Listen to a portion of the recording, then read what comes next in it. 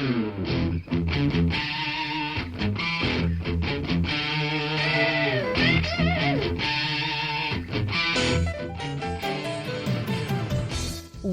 to Thriving Entrepreneur with your host, Steve Kidd, third-generation minister and 30-year business coach. Listen in as amazing, world-changing authors, speakers, and coaches share their struggles and victories. And hear from best-selling authors' insight into how you too can live your life as a thriving entrepreneur. This is Steve. Welcome to Thriving Entrepreneur. Thank you so much for being with us today. I appreciate you. I appreciate the time that you've taken to listen today as we help you live as a thriving entrepreneur. Today we really want to focus on you and specifically the events in your life. You see, and there's an old phrase, I have all kinds of them, but the one that comes to mind today is the one that says, man makes plans and then God laughs. Have you ever heard that one?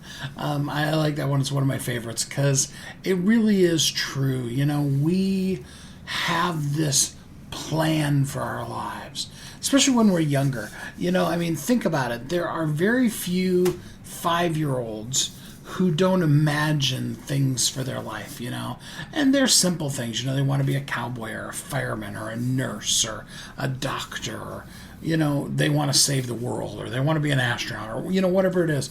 Little kids have no problems with that. And then usually, even with all the stuff that can happen in our teen years and young adult years, we have coming into young adulthood a thought for how our life's going to be.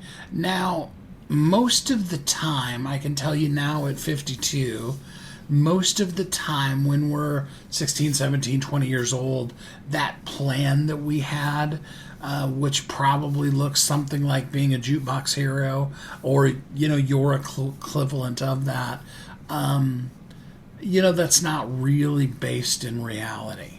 Sometimes, you know, I have seen some amazing 20-year-olds that are digging in and getting it done. And I can tell you from experience, you know, I was ready to take on the world at 18. I had a couple of really major things that were coming against me. And then I did, as many 19-year-olds do, I decided that I had to marry the woman that I was dating, that I was just so in love and that there was no time to wait. I'm sure none of the rest of you have ever experienced that, but I did. You know, and that, of course, immediately changes the course of your life. I remember I was working actually with Alice D. Evans from WFLT Radio, an amazing lady, and I remember her saying to me one time that, you know, maybe because of, you know, you being a good parent, that's what you really are going to need to focus on in this stage of your life, and that later the other things will come. And that's so true. Of course, you don't want to hear that when you're, you know, 20 years old, but, you know, wisdom from Alice, who was probably, I guess Alice was probably 25 or 30 then. You know, she was just enough older than me that she had just enough more life experience to be like, you know, we all have these plans. God laughs at them. And then we have to really look at what's real in our life. You know, it would be great. Speaking of old sayings, there's an old saying, you know, everybody wants to be a return missionary. I don't know why, but lately in life, that comes up a lot in conversation that Kathy and I have. You know, my amazing wife, Kathy, most of you probably have listened to her Facebook Lives and stuff like that. You know, and it's really interesting because we'll be talking about a certain thing going on, and it's like, you know, what they want to be is a return missionary. You know, everybody wants to be Gordon Ramsay, but nobody wants to spend the years in culinary school and the years working at the lowest level of restaurants. You know, everybody just wants to, you know, have a meal they cooked and have somebody come knock on their door and say, here's your first Michelin star. You know, everybody wants to be Bon Jovi. You know, they want to be that 18-year-old kid who wrote a song got airplay on it. Richie Samboro hears it and says, the only thing that your band needs to go from being a local hit to being internationally famous is you need me. Which is pretty bold. But Richie is an amazing guitar player, and it worked. And now the band Bon Jovi, even still, I was listening on the radio to one of their songs. Now, granted, it was from like 2000 or 2001, but even then, and they still have a great sound. There are bands like Kiss, and I heard the other day that Elton John is finally doing his farewell tour. He's been around forever, and we look at that, and that's where we want to be. We want to be 20, but with the international recognition that a Elton John has in his 70s. We want to be an actor, that's like 18 or 20 years old, and has the notoriety that, and you could insert all kinds of actors in there. The one that came to my mind that was actually a little bit younger when he started his acting career was Will Smith. And the thing that a lot of people don't appreciate in Will Smith's acting career is that, he made a ton of money from the song Parents Just Don't Understand. I've heard him talk about how cool it was to have essentially the last month of his senior year of high school have a song that he wrote be radio play and be climbing the charts, and how mind-blowing that was. But the outcome of that was that within, I think it was less than a year actually, he had spent and lost every bit of the money, and he had nothing. Thanks to some people who really loved and saw his talent, they stepped in and they said, hey, maybe you'd consider this Fresh Prince of Bel-Air TV show. And now, Will Smith is a household name, and we don't see that valley often in people's lives. We don't see, even with people who, like Will Smith, started out in high school and are still substantially doing what they dreamt of doing. We don't see the struggles. We don't see the hours of practice. They talk about how in order to be skilled at anything, you need to put in over 10,000 hours of practice at that thing. And I heard somebody in the men's group that I'm in the other day say, there's some things that I know that I'm not talented at, and I understand that I could, but honestly, I'm not willing to invest 10,000 hours of practice to up-level that particular issue. I'd rather put my efforts towards things that I'm already good or somewhat good at, and advance those rather than starting something out from scratch. And that can be really real for a lot of. So each of us, as we're going from the dream to the now, we have things that happen. It's just life. We have good things. There are up moments, times that you'll never forget, and there are horrible, awful, life-interrupting moments. And somewhere between the dream and the reality, or the dream and the present is what I should say, is the reality of the work, of the struggle, of possibly the people that come against us.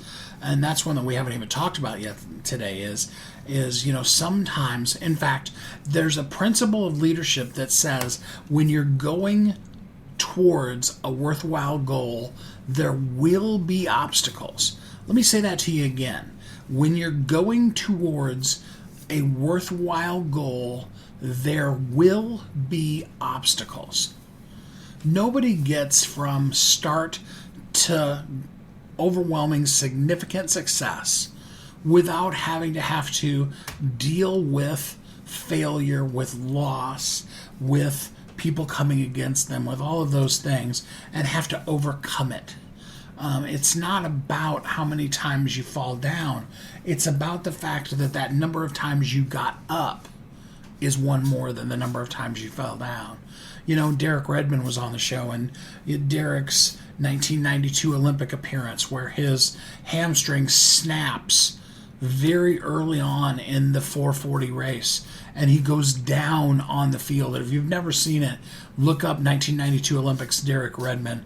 It's an amazing video. And Derek even said, when he first went down, he attempted to get back up, and in his mind, he thought he could still get back up and win the race. That's the kind of level of athletic mentality he had. And then he very quickly discovered that he wasn't going to be able to stand at all. And he was trying to get to his feet. His dad came out. His dad was trying to walk him off the field, and he said, "No, Dad, I'm going to finish my race." And it's those kind of things. And Derek went back, and he's represented his country in other sports and in many other things, and is an amazing individual to this day, helping people realize how to be able to, in that moment when you think everything's going to be a certain way, and then instantaneously it is completely different, that you're on the ground, bloody and bruised, and that's when you figure out how to get up. You see, it's those kind of things that empower us to be able to be a thriving entrepreneur. Those are the things that allow us the ability to be able to look at our lives where we are now and form new exciting dreams and goals that when we get there will probably be different than what we're thinking right now. But I'm not encouraging you to stop dreaming, to stop planning, to stop creating goals. I'm just simply saying that as we go through, situations arise. That's normal. That's life. And you know what? That's okay too. That's the cool part about it is because no matter how horrible the situation, and for those of you that are longtime listeners of the show, you've heard some stories of some people that have been through things that just quite frankly they shouldn't have lived through. Some of them were from their own choices. Some of them were from exterior circumstances they had no control over. Wars that were happening, parents that were killed, all kinds of things like that. And they have been able to overcome. And so for each of us, and it's not a matter of judging whether your thing is worthy of being the challenge that it is to you. It's just simply a matter that each of us has challenges on this journey of life. And each of us every day has the choice and the chance to get up, to brush ourselves off, and realize that from that incident that just happened, from that minute ago when you were on the ground to right now, that's going to be the thing that's going to propel you to something even greater. I remember, some of you that know me know that I have some physical limitations that I'm working on. And I remember what it's like to literally go down. I was in a convenience store that was part of a gas station. I was very sick. I didn't even know how ill I was, actually. And I was coming out of the bathroom, and there was a distance to walk where there was nothing to hold on to. And I was walking across the room, and I began crying out for help because I knew I wasn't going to make it. I knew I was going to fall. I had fallen before, some of them bad, some of them not so bad. But this time I knew that I was going down. And I tried to crawl out for help and hoped that somebody would come and let me just put an arm around them or a hand on them and be able to stand. And then I went down.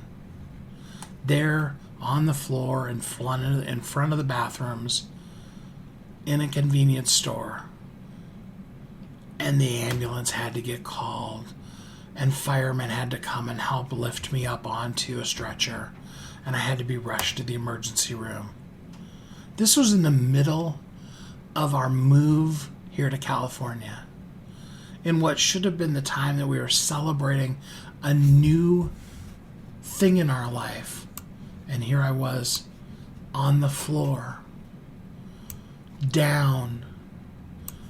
And honestly, there were times there that I was dreaming of how great would it be to be put on a helicopter or whatever and flown the rest of the trip, because I was so sick, and it was just, the thought of giving up seemed so easy and so wonderful.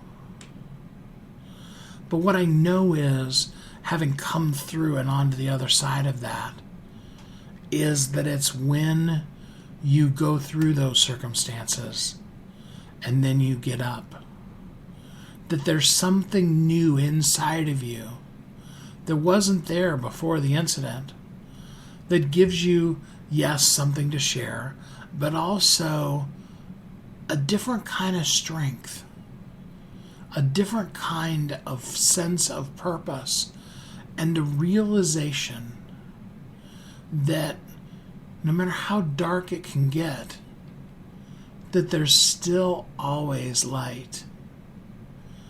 And that no matter how much is coming against you, that success is your birthright. That you were born to thrive and to live as a thriving entrepreneur. We're going to take our quick commercial break, and then we're going to bring to you a couple of amazing best-selling authors that are going to share with you their books and their insight in dealing with situations in life and growing, not necessarily because things turned out exactly the way you planned, but because there's always more and better for each of us as we're on this road towards living as a thriving entrepreneur. Don't go away. We'll be right back. You've heard Kathy and I talk about it. You've seen the workshops. You have watched as others of your friends have become a best-selling author. And now it's your turn. Let me ask you this. What would being a best-selling author do for your business? Over 80% of people surveyed said that they want to write a book, which means that if you're listening, you probably are one of those people. Now is your time, because you have a message that needs to be shared. That message is not for you. It's not for your ego. It is because it serves other people. Kathy and I are here to help you share your unique brilliance with the world. All you need to do is go to wehelpyouthrive.com, check us out, and find out how you can be a best-selling author today. Welcome back to Thriving Entrepreneur. This is Steve. Welcome back. Thanks for listening to Thriving Entrepreneur. Today, we want to help up-level you by taking a look at the things that have happened in your life, the plans that you have for the future, and the times when the past didn't turn out exactly as you had planned, and help you move towards that amazing future that is meant for you. I hope that you'll really enjoy both of these best-selling authors as we work together to live as thriving entrepreneurs. How often do you actually find that your life is truly in danger? I mean, I know a lot of times we feel like, bad things may be happening, but what if it really was? Today, I want to talk about an exciting, fascinating book called Assassination Avoided, Destiny Defined, with international best-selling author Rená Cooper. Hi, Rená. How are you today? I'm good. How are you, Steve? I'm doing great. So, I was there at the book writing session, so I know a little bit of the story, but tell people this amazing story about the Assassination Avoided. Okay, I had to get the little giggle out first, because to hear you say international best-selling author still doesn't ring well with me. Isn't that awesome? International best-selling author. I'm still getting used to it. So that was kind of when you said it, I was like, whoa, who are we talking about? Can't be talking about me. You can eat with that anytime you want. Okay. Well, Assassination Avoided, Destiny Defined is my story of survival of being an abusive relationship for years, but also realizing that out of it, I still had destiny. That when God chooses you, no matter what, he doesn't change his mind about you. And when the hand of God is on your life, the enemy really can try everything he wants to try. But just like the Bible says, weapons may form, but they will not prosper. So Assassination Avoided, Destiny Defined is basically my journey. Not the entire story, of course, but it gives you a glimpse into my life of abuse and some of the things that I did correctly, some of the things I did incorrectly, how I got out of the relationship, the tragedy that happened in the midst of it, but then how God still saw fit to save me, keep me here, and then signs afterwards to help someone else who's in the situation realize that they can come out as well. So there you were, and I don't remember if it was a Sunday night or if it was a weeknight, but you're at church.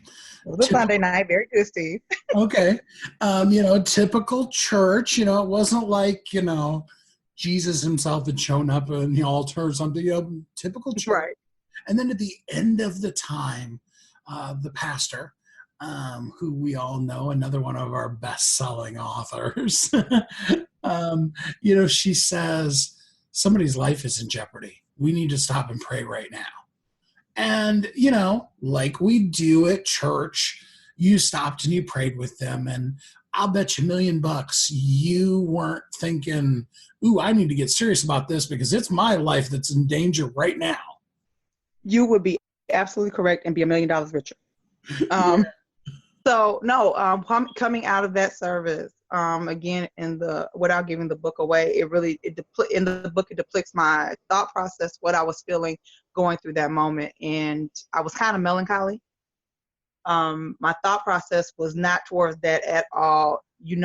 When people tell you stuff, even, and I liken it, and I don't liken prophecies or even prayers to psychics, but just say, for instance, we believe in psychics, which I really don't, but when we watch TV and they have psychics on there, they tell you something and you look at them like, whatever.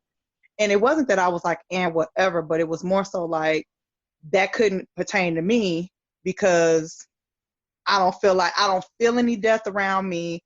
I don't feel anybody near me dying or whatever have you. But then again, I guess that's why it wasn't on me, or it wasn't for me to pray and it was for someone else to pray, if you understand kind of what I was saying. So I think my thought process in the whole, I really wasn't there. I was there physically, but mentally I was in a whole nother headspace because my life was changing. My life was going in a direction I never thought it would go in. I had some big decisions to make going into the new year because we were, 3 days out of the new year. 3 to 4 days before the new year. We were going into 2009, as a matter of fact. And no, just that whole, I'm obedient when it comes to people in leadership, when it comes to praying and things like that. So I do pay attention. I could have been, I think to myself now, hindsight is 2020.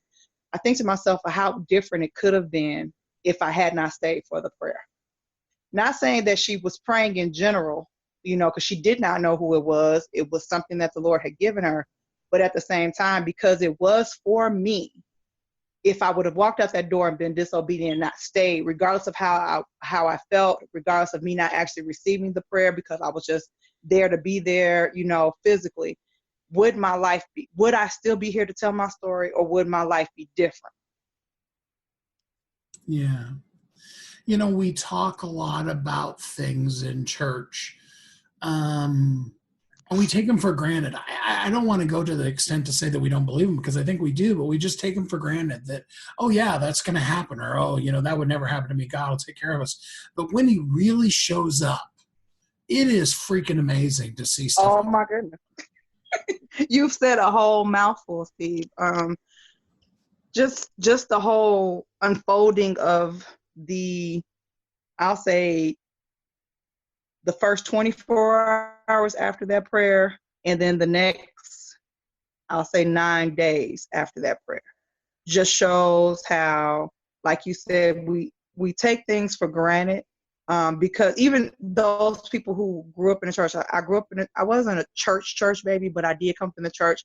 But I did not get a relationship with God until my early 20s. But the fact being is, a lot of times, because, life is going good for us, or life seems like it's okay, we don't take certain things seriously. It's like, we just say, oh, well, it'll be okay, or that's not pertaining to us, or, God's done it before, he'll do it again.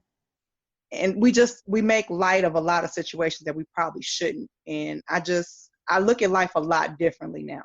I think anybody who could walk in my shoes for 30 minutes of that time frame would probably look at life a lot differently now. Now, like watching a TV show, what unfolds over the course of the next, we won't even talk about the first, the next 24 hours, the next couple of hours, is something that, first of all, we're not going to tell you on the show. You have to get the book, That's right. Avoided Destiny Defined, in order to hear about how, and we're not, sometimes we use whatever that word is that I can't think of right now, to express a concept. It's not really actually that, but in this case, we're actually talking about an assassination attempt that didn't end up working out. So you got to get this book, Assassination Avoided, Destiny Defined. So if that doesn't tease them to want to watch the book, maybe we can also talk about destiny. So what does it mean to really not just have a destiny, but feel it defined in your life? I believe that when we're born with a purpose. And a lot of times, because we go through life with either blinders on, or we're in a certain, what's what I'm looking for lack of better words, lane, that we don't necessarily get what we're destined to do. And I think sometimes it's like, God has to do something to get our attention, for us to get us to where he wants us to be. Again, it's all about free will, even after he shows it to us. And I'm not saying I'm a stubborn person, or that I did anything wrong, or that I did something extremely right to have this put on my back. But what I really believe, that after everything that transpired happened, that if before then I didn't really know what I was supposed to do in life, if I had no clue, if I was just thinking that, I'm supposed to be a young woman, childless, because I found out at an early age I couldn't have children, and I accepted that. Or at this time I was married to be a wife, or not to be a wife, because of things that were happening or changing. Working the same government job all the time, just going to work every day, coming home, taking care of my parents who were getting up in age, things of that nature. It just seemed like my day was becoming routine. I really didn't have anything that I was looking forward to, per se. Once this happened, it showed me that, and believe me, what happened when it did happen, I would never wish this on anybody. And if this is the real reason why he had to show me what my destiny was, or what my purpose was, he could have really found another way. I promise you that I think if he would have came down and had a conversation with me, or sit somebody down and have a conversation with me, I might not have gotten it right away, but I would have gotten it, as opposed to going through what I had to go through to get here. But what I believe that what happened with me was, in order to define what happened, what I was supposed to do, this was a huge stepping stone. And from that moment till this one, even though I was stagnant in some areas, even though I slowed down and my momentum dropped off, that everything happens in a season and a time. And now this is a time, one, for the book to be released, even though before then I had started an organization against domestic violence, and pulling people in to let them know that they have a voice, that they can be heard, that they don't have to live in fear, that if they just reach out and become brave enough to let somebody know that they need help. And not all situations or stories have happy endings, they don't. But I honestly believe that if someone actually takes back their courage for a moment in time, that even if the end result, unfortunately, is tragic, because I've seen tragedies come out of it, it does not mean that they're not happy for that moment. I'll give an example. Once I came out of my situation, someone was interviewing me and asked me a question when I started my organization. And they asked me, well, what if something happened where you wouldn't have been able to get out? And I told them, when I've gotten to the point and I was fed up and I had had enough, if I would have walked out of my door and I decided that I was leaving that situation and something would have happened, whereas between the time I left and 5 minutes later, I think that in my small mind, that those 5 minutes probably would have been the most happiest moments in my life. And that's saying a lot when you've been through what I've been through in the years that I have been through it, just for 5 minutes apiece. That's really powerful, actually. Kathy and I were just talking literally like 15 minutes ago about how often we avoid just really relishing happiness for however long we have it. Maybe it won't be happiness tomorrow, but if it feels good today, how about we jump in and really enjoy something that's good for now? And this is true. That's why I think a lot of people, we stress out about things that we have no control over. And I think that when it's something that traumatic happens or that takes us away, where we are, the words I'm looking for, where we're not happy in life, where we're stagnant, where we're depressed, where we're in bondage, that if we get free for just a couple of minutes, I think sometimes those couple of serene moments, even if you take yourself off to, if you have to daydream or take yourself out of the situation for a few moments, in those moments, I think that you feel a whole lot better. And even in those moments, sometimes we come back with a little bit more clarity. We might not be able to change everything right away, but the fact being that we see, or we pretend, or we project that we're going to be better or something's going to change, then I think that if we bring that back when we come back from wherever place we visit, that'll help us move to the next level too, or help us get out of our situations. And when I told the people that in the interview that I did, they looked at me and kind of said something like you had said. And they were like, we never really looked at it that way. And I said, and we can apply that to anything in life. When we lose people in life to death for whatever reason, we're devastated, especially for somebody we're close to, a parent, a sibling, a child. We're in that mourning period for a moment, but we have to know that there's life after mourning or after losing them. And if we could see ourselves and how that person will feel if we were left here mourning them and upset all the time, when most of those people that we lose want us to be happy. If we take ourselves out of those situations and out of our own feelings and realize that we have something to look forward to, that we have life after, and focus on the good times as opposed to them leaving us now, then we have something to look forward to. It's really pretty. And I know I'm probably babbling because a lot of it gets jumbled up, but it all comes back full circle. It's all about a thought process. It's all about a wanting, a desiring, and making up a conscious mind for change. I couldn't agree more, and I don't think you rambled at all. That it starts with decision, and everything else revolves from that. So I know there are some people out there that are listening because of the audience and the people you draw to your circle. What would you say, Renee, to somebody who needs just a little bit of encouragement to get out of the situation they're in and find a better way? Well, first, I will tell them that regardless of you feel, because a lot of us, and I'm speaking for self-experience first, most of my biggest issue was I was embarrassed. I didn't know who I could trust, or even if I felt like I could trust the people, that I would not be judged. So I want them to understand that people who really love you and in your corner will not judge you. Of course, everybody's going to have questions, especially if you portray, like I wore a mask all the time. So nobody really knew anything about my situation whatsoever. If they did, if they assumed it, they never came to me because I always put on a front. So I will say that if you know that you have someone that's in your circle that you really can trust, that's not going to betray your trust, that's not going to try to force you out of anything too soon, then you need to start talking to that person.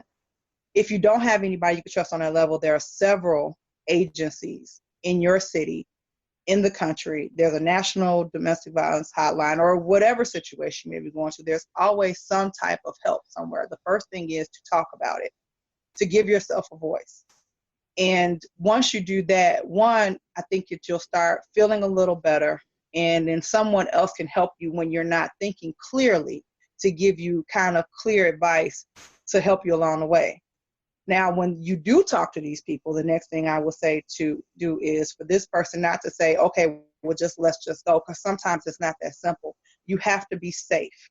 You have to make a plan, a way of escape that's not going to cause harm to you, anybody connected to you, and definitely if there are children involved. So I would say always be willing to talk about it, find you someone who you can talk to, and then make plans of a safe escape. That's good. I would even pile on, if you will, with that. It's important that you talk to the right people, because if you don't, it's going to make it worse. But Correct. what's done in secret stays in secret, and what is brought to the light, just like cockroaches, wants to try to run back to the shadows. And there is power in speaking out what is happening. Again, it's got to be to the right people. You can't just run out on a street corner and shout it out, because most people won't even pay attention or care. But with the right person, the most empowering thing I can think of is actually just saying what is actually happening. Correct. Those people who love and care about you, or those people who are concerned about you naturally, or not naturally, but just your well-being. I mean, there are always whether you feel like you're alone in the world or not. And I mean, there are people out there who really literally feel like they're alone, but there is someone that you've connected with, you work with, that's not connected to your abuser or whomever's causing you harm, that you can actually talk to. And if that person betrays that trust right away, then you know there's got to be somebody else. And if nothing else, like I said, even if you feel like there's nobody in your circle that can help you, there are numbers out there of people who are willing to help. Like with me, there are several people since I've started this, where I found where my destiny started taking me, and I started following the breadcrumbs, that I've made connections. There are people who have reached out to me that I don't know, from lack of a better words, a can of paint. Ooh, I got tongue-tied, sorry. A can of paint. And these people have inboxed me, called me, set up counseling with me. And for those things that I cannot help with, I have resources that I can connect them or send them to. So it's all about, even if you don't feel like you know somebody, there is a number, there is a connection. Like I said, the National Domestic Violence Hotline is a 24-hour service, and they are connected with someone in every state. An amazing, powerful book, a great story. And, we just teased you about the whole assassination part of the story. You really do need to go to Amazon and get Assassination Avoided, Destiny Defined by Y. René Cooper. René, thanks so much for spending some time with us on the show today. Thank you, Steve. I appreciate you giving me the time. And again, I'm trying to get used to that title that's going with me doing this. So I'm humbled, I'm honored, and it's been a blast. This whole ride has been a blast. I want you to remember this verse from the Bible. Joseph says to his brothers at the end of all of the stuff, what you meant for evil, God intended for good. And I want you to look at the things in your life and see that it may feel horrible, but there is some good that's coming up. And at the end of it, you're going to be living as a thriving entrepreneur. You've heard Kathy and I talk about it. You've seen the workshops. You have watched as others of your friends have become a best-selling author. And now it's your turn. Let me ask you this. What would being a best-selling author do for your business? Over 80% of people surveyed said that they want to write a book, which means that if you're listening, you probably are one of those people. Now is your time, because you have a message that needs to be shared. That message is not for you. It's not for your ego. It is because it serves other people. Kathy and I are here to help you share your unique brilliance with the world. All you need to do is go to WeHelpYouThrive.com, check us out, and find out how you can be a best-selling author today. Welcome back to Thriving Entrepreneur. This is Steve. Welcome back. Let's jump in with our other best-selling author and learn together how we can rise above and we can be empowered to be the best version of ourselves. So often we find ourselves looking for our own power. You know, Tony Robbins has a book about personal power. It seems like really feeling empowered as individuals is one of the things that most of us find ourselves struggling with at some point in life.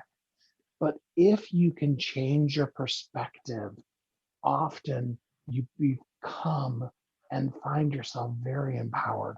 So today we're joined by international best-selling author Toby Brazwell as he talks about his book, The Empowerment Chords: Change Your Perspective, Find Your Power.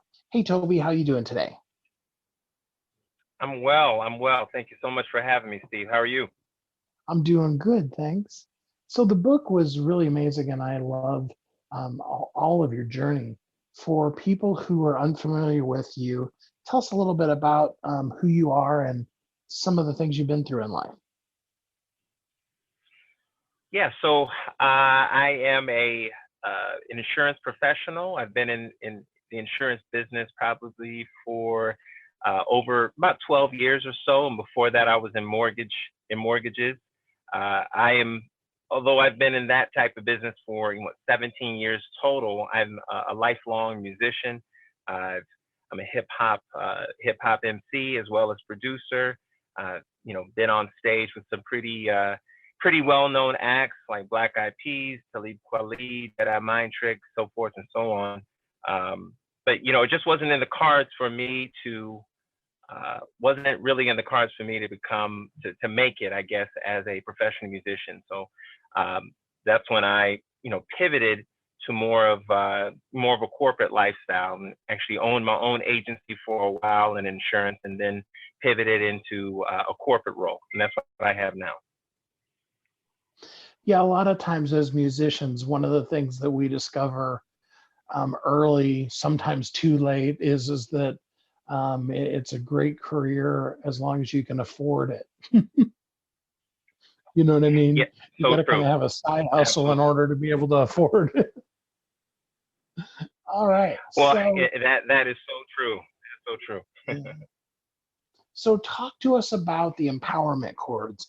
What does that mean? Well, to me, you had mentioned it earlier. We all, in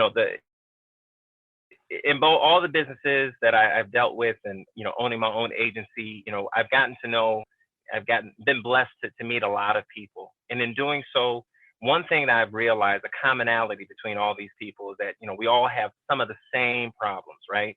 Not being really satisfied with a job, not being satisfied with where they're at in life, or want a new house, a new car, not being satisfied with the relationship, where it is, what have you. So in coaching a lot of these people through their issues, helping them navigate through them, I found myself really repeating myself a lot of times, just saying some of the same things. And I don't want it to seem like it was tiring at all. In fact, most of the times when I'm talking to folks about their issues, a lot of times I'm really talking to myself and really, reiterating the things that I know to be true. So finally, after years of doing this, I wanted to put it down on paper and say, hey, this is what I believe.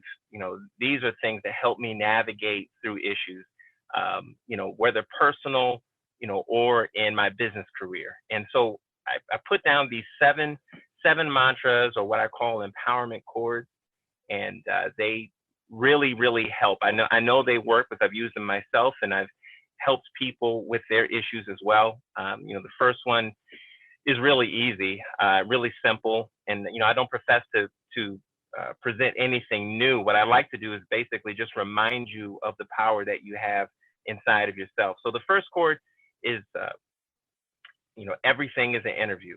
Everything is an interview.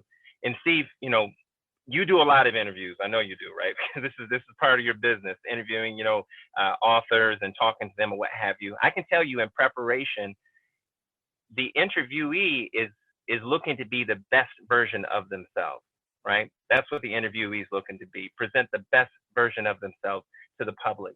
And I began to think about that, and I said, well, hey, if I can have people, if I can channel that and be the best version of myself at all times, what opportunities would open up for me? It wouldn't be just about getting a job, right? It would be about, winning favor with people, and being blessed, with whatever God has in store for you. So, in short, that's the first empowerment chord. And that really started me on my journey, just presenting the best version of yourself. Being genuine and authentic, it's amazing how much so many of us often struggle with that, but yet that really is kind of the first step in really making it in anything you're doing. Well, I agree. I think a lot of us are afraid to be, ourselves in a lot of cases, for fear of not being accepted, or whatever the case may be. I believe that it's about confidence, and I feel the empowerment chords directly speak to that. In fact, the empowerment chords is essentially an acronym. So each letter in the word empower stands for another chord. The last letter in empower is R, and it stands for remember your strength. So remember your strength is essentially, if we go back to applying for a job, right? Applying for a position. Those of us that have been been professionals for years or whatnot, a lot of times we forget, all the things that we've accomplished, right? And it's not so hard to believe. A lot of us forget where we leave our keys in the morning, right? So forgetting what we've done in the past, it's not so hard to believe.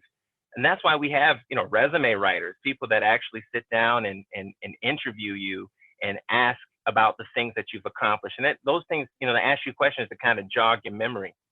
Well, remember your strengths, it being the empowerment chord, is essentially stockpiling a lot of those good memories and just reminding you how strong you were, in the yesteryears, and knowing that you're only stronger, better, smarter now. And all you have to do is really just make the choice, right? Make the choice to actually make the right decisions in your life, to be confident, and do the things to help you be confident in diverse or different environments. And, that will lead to practice, being a subject matter expert in whatever field that you're in or what have you, but really taking the time and doing the work. But it starts with, having the confidence that, you can accomplish that can be accomplished. And that just happens through remembering your strength, remembering that you're capable of it. That may be a good tip for everybody, whether you're looking for a job or not, is to hire somebody outside of you to create a really amazing resume or bio for yourself. You might be impressed with yourself if you actually heard how somebody else describes you. So true. Well, one thing that I like to do is establish like a what I call an attaboy file, on myself, right? For those days that you're not feeling quite your best, this is a file that, hey, when you get a good email from your boss saying, hey man, you did a really good job on this. What I would do is I'll copy that email and I'll place that all in my attaboy file. And when I'm feeling down and feel like I can't do anything right, this is a file that I will go to and look at all the things that I've accomplished and say, you know what, I did that. I do that with music too sometimes. If I'm not feeling particularly creative, I'll go back and listen to a song that I did, like, man, I did that. Okay, then, I'm just going through a bad patch right now. It's all good. And then get right back on the keyboard and start creating. So if you knew at 20 what you know now, what advice would you give to the 20-year-old version of yourself? I would tell them to listen more. I would tell them to listen more. One of the empowerment chords is O, right? The letter O, meaning to be open. And it's not just open to new ways of thought. I mean, that is, of course, included, but it's also being open to criticism and critique.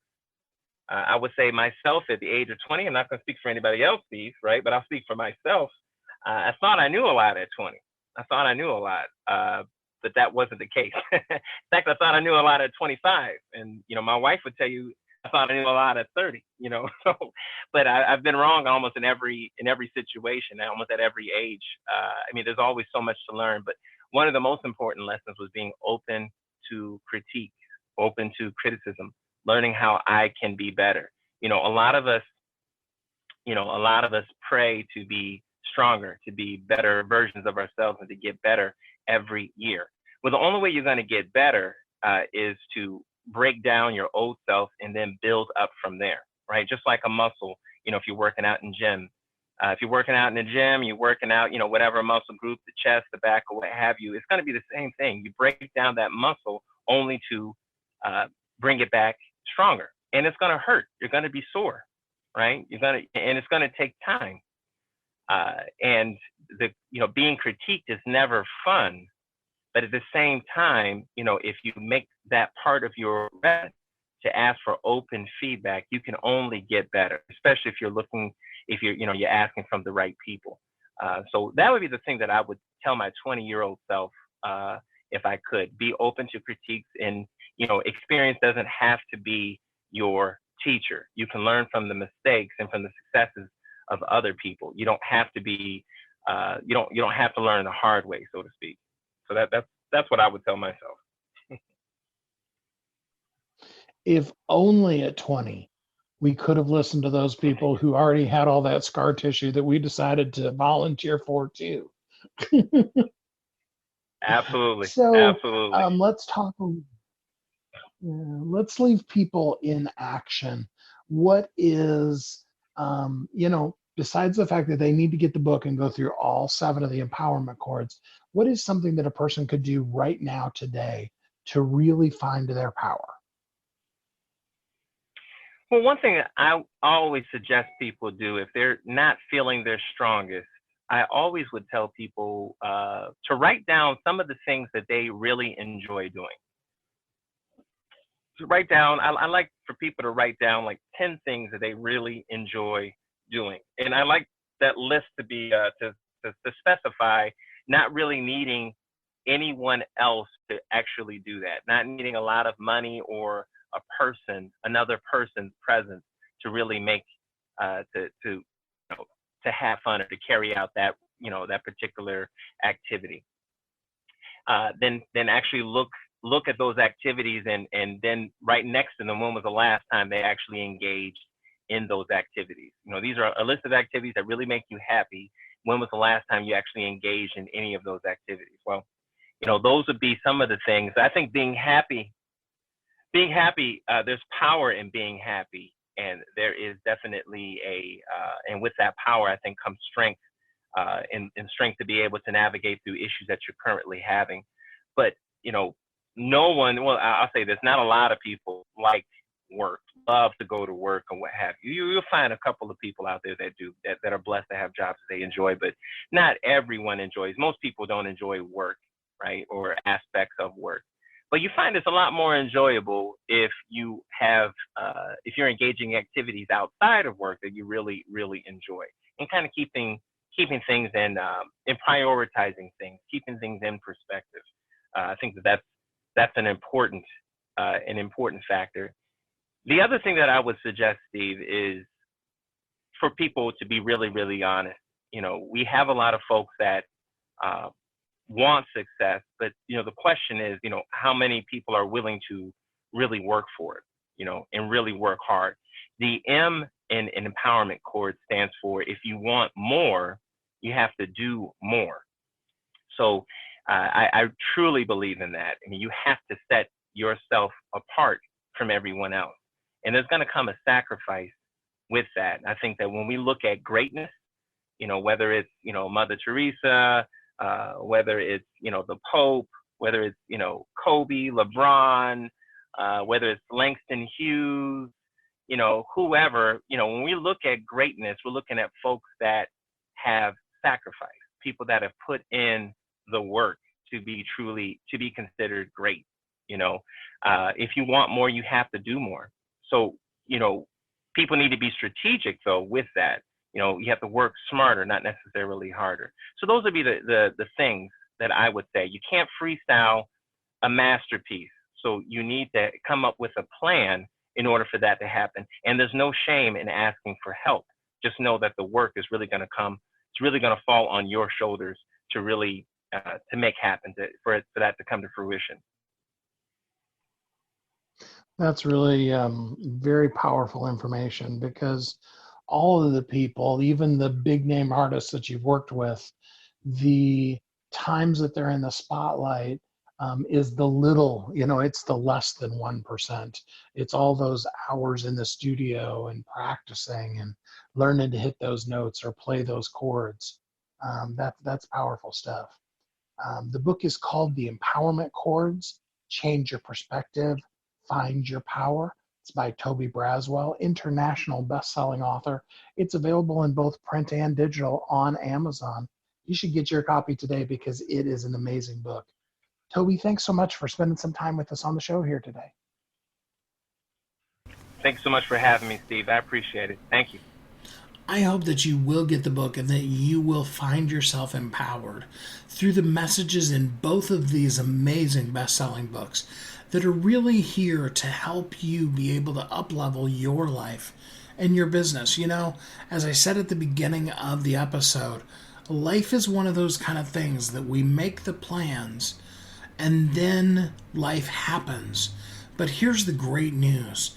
In almost every incident, the thing that comes from the plan, the failure, and that come from is something so much better than you would have ever believed. It's just like the story of the little trees, where the little trees dreamt of being a great ship and a giant king's bed and to stand on the hilltop and point men to God. And they found themselves as the crude fishing boat of Peter, who one day found himself almost drowned with the amount of fish that got picked up. And they found themselves as a rugged little manger that held the King of Kings, and of a cruel cross that pointed all men to God. You see, your purpose in life has that same kind of power. You have a message. It needs to be shared with the world. I'd really love for you to join us at Bestsellers Guild by going to bestsellersguild.com and know more than anything how much you matter and how much your story matters. Because you see, here's what I know for sure. You're not an accident. God literally moved heaven and earth to make sure that you came into existence, because you are uniquely brilliant. You were created for a purpose, and the world needs you. There's no one else that's ever been like you, and no one else that ever will be like you. We would love to share as you share what you've learned so far with the world. Because Kathy and I are here, and our intent more than anything else is to share you with the world and to help you be able to live every day of your life as a thriving entrepreneur. Until next time, I truly hope that you have an amazing, great week. Thanks for listening to Thriving Entrepreneur today. If you want to get your question answered, send an email to questions@wehelpyouthrive.com. We look forward to you joining us again next time. You've heard Kathy and I talk about it. You've seen the workshops. You have watched as others of your friends have become a best-selling author. And now it's your turn. Let me ask you this. What would being a best-selling author do for your business? Over 80% of people surveyed said that they want to write a book, which means that if you're listening, you probably are one of those people. Now is your time, because you have a message that needs to be shared. That message is not for you. It's not for your ego. It is because it serves other people. Kathy and I are here to help you share your unique brilliance with the world. All you need to do is go to youthrive.com. Check us out and find out how you can be a best-selling author today.